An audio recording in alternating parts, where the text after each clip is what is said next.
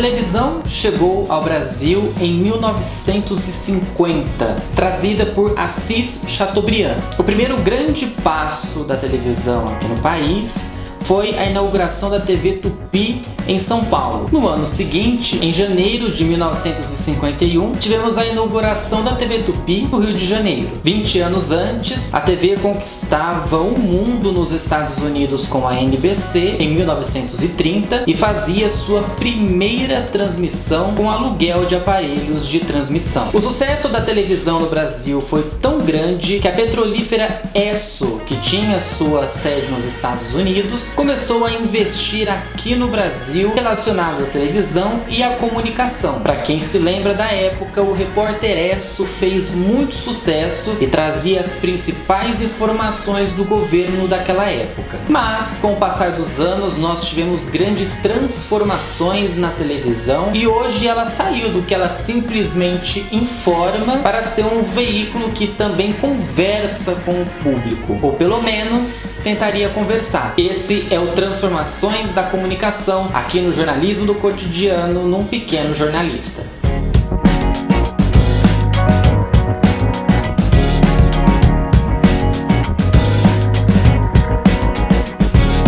A partir deste mês de setembro, nós vamos vir com vídeos mensalmente relacionados às transformações da comunicação. Vamos começar falando sobre essa mudança da televisão e também a chegada do YouTube, que acho que todo mundo deve conhecer, principalmente por estar aqui no Pequeno Jornalista. O vídeo não vai ser tão sério, tá? A introdução que foi um pouco mais séria, mas nós vamos trazer para saber exatamente quais foram as transformações e o que aconteceu de mais importante em diversas mudanças que nós tivemos aqui no Brasil, começando, claro, pela televisão. Lá nos 1950 da vida, quando a televisão chegou ao Brasil, ela era uma grande novidade. Ela era já uma grande novidade lá no exterior e chegou para o Brasil também sendo um estouro, trazendo a imagem para o público, naquela época ainda com a imagem preto e branco, depois de muitos anos que foi acontecer a TV colorida, que também foi um marco muito importante. O grande pai dessa televisão no Brasil,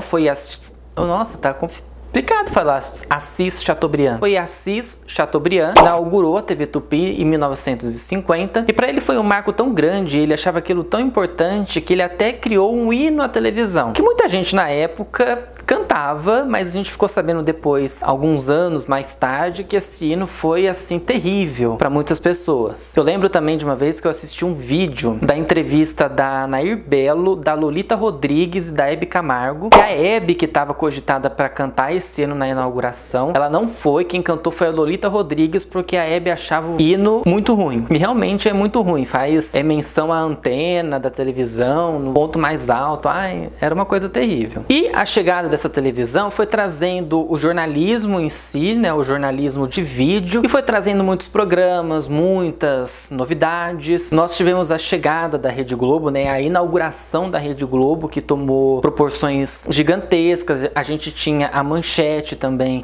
naquela época. Eu não sou dessa época dessas televisões. Eu acabei nascendo numa época em que a Globo já dominava, mas eu fui entender esse domínio muito tempo depois. E a Globo foi ganhando esse poderio, né? Foi trazendo muitas pessoas. Ela colocou programas no ar como Domingão do Faustão, ali pelos anos 80, 90. Realmente, gente, muitos programas que a gente assiste, principalmente na Rede Globo, eles são bem antigos, né? Lá do passado. O programa, por exemplo, do Silvio Santos no SBT teve muitas modificações, mas até hoje existe. O programa Silvio Santos, que é, né, uma mistura muito louca de muitas coisas, existe lá desde aquela época. E também tendo o espaço para o jornalismo, né, para a notícia em si, tudo que acontecia no país, acontecia no governo e tal. Posteriormente, agora nos anos 2000, no novo milênio, para ser mais exato em 2005, nós tivemos a chegada do YouTube, que ninguém dava muito para aquilo ainda, né? Ninguém achava que essa plataforma ia dominar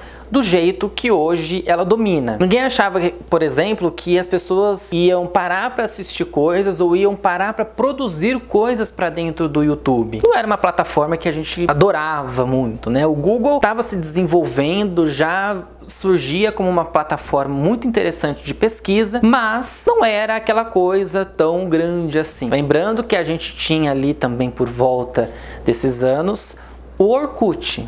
O velhíssimo Orkut, né, meus anjos? Esse tempo atrás ele foi bloqueado no Tinder. Lembra do Orkut? Que o dono da rede social chamava Orkut. Eu acho isso maravilhoso. Era daquele meio, só que você não tinha a qualidade que você tinha das coisas como a gente tem agora. O YouTube ele não se colocava como uma plataforma tão grande e que as pessoas iam lançar coisas exclusivas como eu estou fazendo aqui com vocês agora. Um detalhe que eu também vejo sobre isso é a questão de assim, o YouTube ele sempre foi se desenvolvendo, melhorando, aperfeiçoando. Enquanto a televisão ela parou muito no tempo com muitas coisas. A gente analisa também sobre essa questão cultural e de identidade de gênero. Não venho aqui conversar sobre isso, tá? O foco não é esse. Mas enquanto você tinha uma diversidade maior de conteúdo para muitas pessoas dentro do YouTube, a televisão não tinha essa divisão muito grande. Quanto tempo que a gente demorou, por exemplo, para ver um beijo gay numa televisão? Na Globo, principalmente, que sempre teve esse poderio muito grande. Nas outras a gente nem viu ainda direito. Mas a Globo, que sempre teve esse poderio muito grande, quanto tempo que demorou para acontecer isso? No momento que a gente achava que ia acontecer, a televisão censurou, porque ninguém queria assistir, ninguém queria ver aquilo. E com isso, com essa censura, com essa discriminação, ponho entre aspas, porque eu não tenho uma palavra melhor para isso, o YouTube foi ganhando principalmente os jovens, que queriam uma coisa diferente, que queriam um entretenimento diferente. Aí a gente já coloca essa parte dos YouTubers, que foram crescendo, que foram surgindo,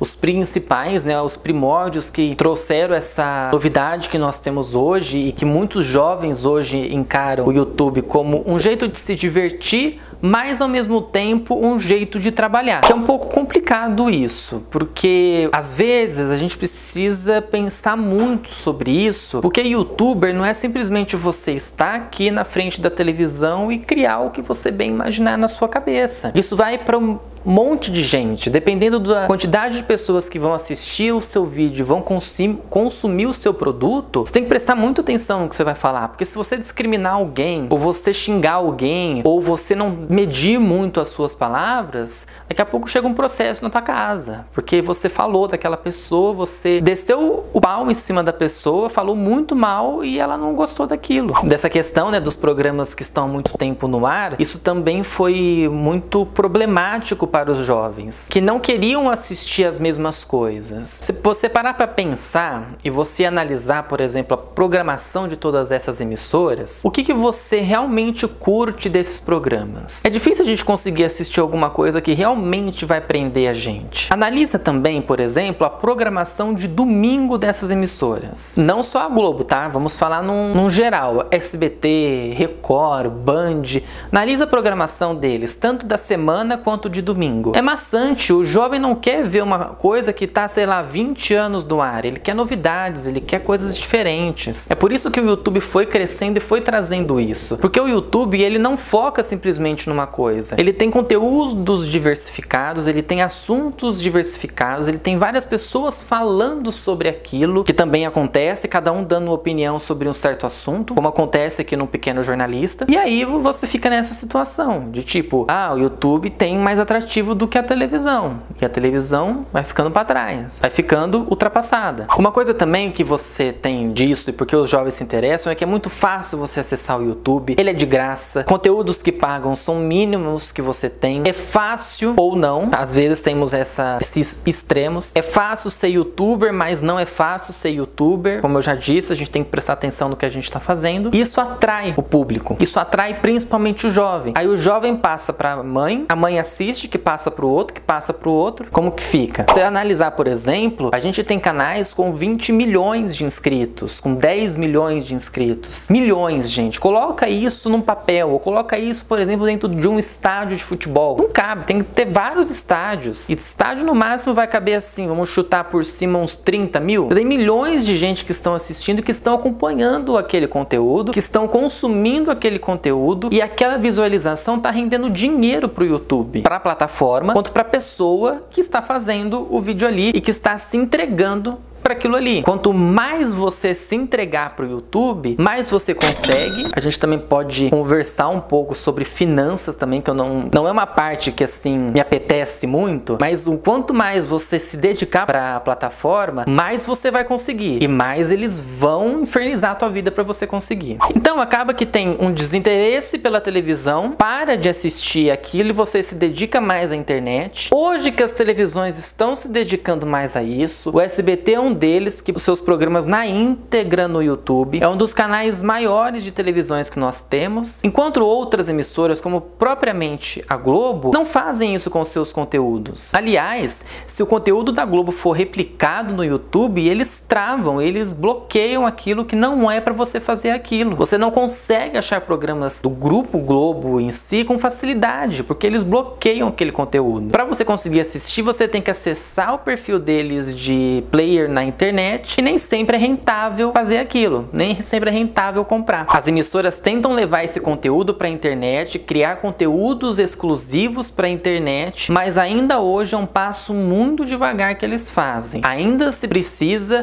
de uma melhoria muito grande, chamar mais o público para assistir, você ter uma diversidade maior de coisas da emissora dentro do YouTube, ou não só no YouTube, né? Porque por mais que você vá acessar o site da pessoa ali, da emissora em si, nem sempre você consegue ver o que você realmente quer. Aí você tem que pagar, aí você vai pagar tudo, aí você ainda paga a TV por assinatura, por exemplo, aí você vai ter que pagar o conteúdo de dentro do site deles. Fica um pouco complicado, fica um pouco... A gente acaba não se dedicando para isso, acaba não participando disso ativamente, e a gente vai ficando por aí. Enquanto as televisões, as emissoras continuarem com um pensamento muito fechado, o YouTube vai crescendo mais. O que eu vejo de tudo isso e o que eu coloco como transformação? A televisão hoje virou uma coisa opcional. Antes todo mundo se dedicava. Hoje a pessoa se dedica mais ao YouTube do que a televisão propriamente dito. Há pessoas que ainda assistem, há jovens que assistem, pessoas mais velhas que assistem a partir dos seus 40, 50 anos, mas virou uma coisa opcional. Eu já sei de pessoas que não têm, por exemplo, TV por assinatura em casa porque não assiste, que se dedica